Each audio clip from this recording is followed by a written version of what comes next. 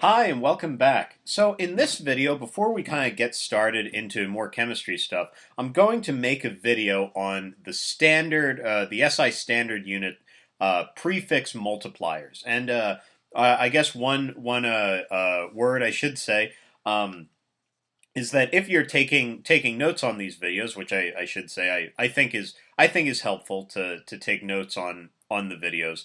You might at least, if you're not taking notes, you might at least want to take notes on this video and kind of make yourself a table of the information we're going to go over, and a table that you can refer back to throughout the course. So, or throughout the course of the playlist. So, if I say how many centigrams or how many milligrams something is, or if I say that you have a I don't know, one if we say that an atom has a diameter of 25 picometers, you're able to tell how big that actually is in meters. So anyway, I just recommend maybe making yourself a table and writing down this information. So to start out, let's actually start. So if we have, let's say we have, I guess we need an example. So let's say we're dealing with meters. So this is part of the standard units that we'll be using in this course. Meters is the standard unit of length. And let's say we had a kilometer. So our prefix is going to be kilo. And also we could write this as km. So if we had a kilometer, it would be written as km like that. Or, we could just say that if we had a kilogram, it would be written as kg. So our symbol that we are going to use for kilo is just going to be k. And this means that we're going to multiply. If we have, say we have 1 kilometer, how many, or say if we had one kilometer, how many meters would that be? And it would be 1,000, right? Or another way to say that is it would be 10 to the third meters. So this is the information. If I told you that if I had 2 kilometers, that means that I would have 2,000 meters, or 2 times 10 to the third meters. So anyway, this is our first prefix. Let's do, the next one is going to be mega. So if I had a megameter, and you don't necessarily hear about that, maybe you hear about megawatt, or a megabyte is something that might be a little bit different than what we're dealing with. But if we had something with the prefix of mega, it would have a capital M for its symbol. And this would mean that we would multiply it by 1 million. So 1 million. And another way of writing that is 10 raised to the 6th power. So if I said that I had 1 megameter, that means that I have 1 million meters. Or if I have 1 megagram, I have 1 million grams, or 1 times 10 to the 6th grams. So anyway, that's our next one. After that, we have giga, which you're probably using some type of computer right now, which has got probably in its hard drive a gigabyte, or probably you might have some number of gigabytes of storage. And a gigabyte doesn't exactly conform to this system. And maybe we'll go into that maybe in a computer science playlist eventually. But for our purposes in the chemistry playlist, if you see that we have a gigagram or a gigameter, or I'm not too sure. I guess what else? What the other units we could have? A gigasecond.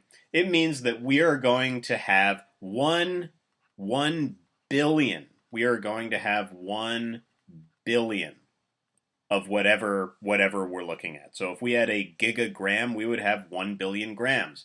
And this is going to be 10 raised to the 9th power. So if I told you that I had, just a quick example here, if I told you that I had 2.56 gigagrams, maybe, gigagrams, and you can see it's a lot of grams, we could say that this is going to be 2.56 0.56 times 10 to the ninth, not 6, sorry, times 10 to the ninth grams. Okay? So that's what it means. If we say we have a gigagram, we would multiply, in scientific notation, we would multiply by 10 raised to the ninth power.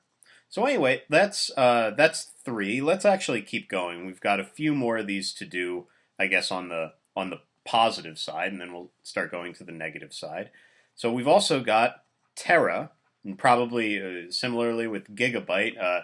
Maybe you've heard you might have a computer that has a terabyte hard drive, and again, the terabyte isn't exactly. It's almost going to be this many bytes, but it's actually not exactly. But a terabyte, that is going to be 1 trillion.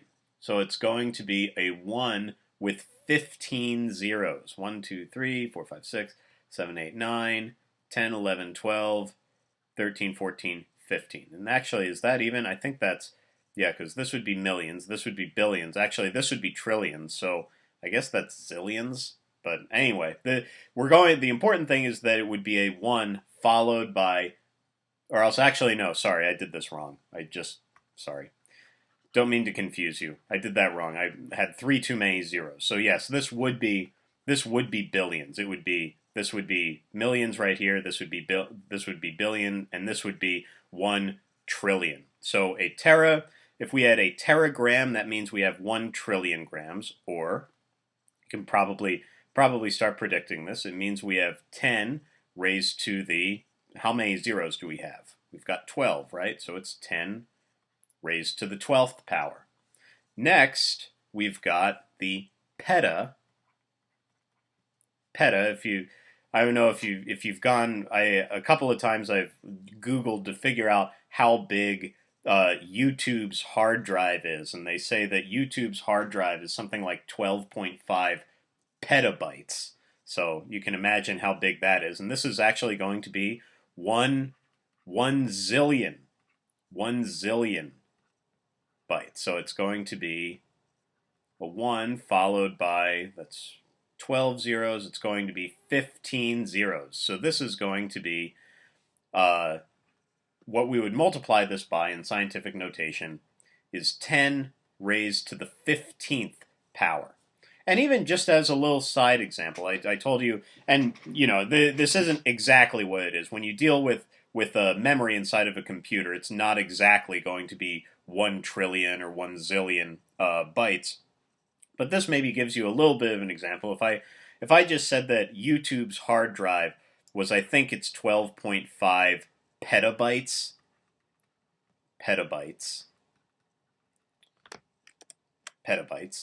We could say, and again, this isn't exact. This is just kind of give you the intuition behind what we'll be doing for chemistry. So this isn't necessarily exact. That would be the same thing as saying that YouTube's hard drive was 12.5 times 10 raised to the 15th bytes if we were going to use scientific notation. So that's what this pretty much means. And actually, we've got one more, I guess, on the large side of our SI prefix multipliers, and then we'll start working on the small side of our SI prefix multipliers. The last one is going to be exa, and I'm actually not too sure exactly what the title is for this, but it's going to be a 1 with 18 zeros. So we'll have 1, 1, 2, 3, 4, 5, 6, 7, 8, 9, 10, 11, 12, 13, 14, 15, 16, 17, 18. So it's a 1 followed by 18 zeros. That would be our exa prefix. So if we had an hexagram, and you can imagine this will be 10 raised to the 18th, so you can see if we had an hexagram, so if we had, I'll say if we had 5 hexagrams, that means that we have 5 times 10 raised to the 18th grams.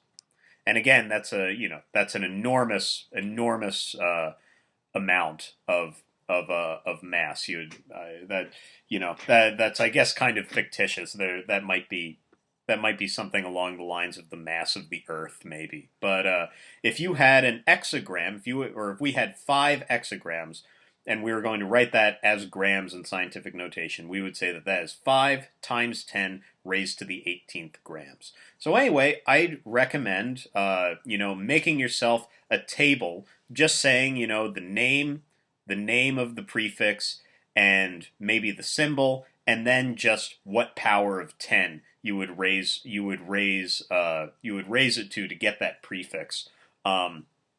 Just so you can have as reference throughout the course, because we will probably talk about maybe not so much on the large side of we might not talk so much on the large side, but definitely in the next video we're going to talk about the small side. So like what do you have when you have units that are much smaller than 1 meter? What would we call those? So anyway, I'd say definitely make your table just to have something to refer back to at some point during the course. So anyway, thanks for watching, and I'll see you in a future video.